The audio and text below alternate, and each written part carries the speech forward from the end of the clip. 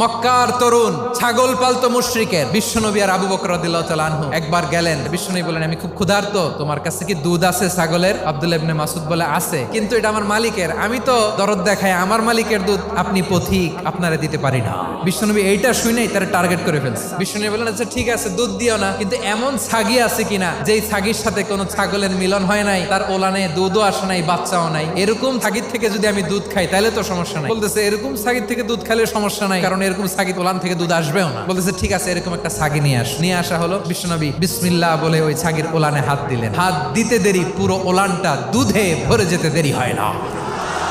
বিশ্বনবী আর আবু বকর রাদিয়াল্লাহু তাআলা আনহু দহন করে পেট ভরে খেলেন। এই দৃশ্য আব্দুল্লাহ ইবনে মাসউদের হৃদয়ে দাগ কাটলো। এই মুজিজা দেখে তিনি বললেন, আশহাদু আল্লা ইলাহা ইল্লাল্লাহ। ওনাকে টার্গেট করে বিশ্বনবী দেখলেন এমন ইন্টেলেকচুয়াল ব্রেন, উনি সূক্ষ্ম জিনিস বুঝে বেশি, ফিকহি জ্ঞান ওনার মধ্যে বেশি। বিশ্বনবী ওনাকে কোরআনের জ্ঞান শিক্ষা দিতে লাগলেন।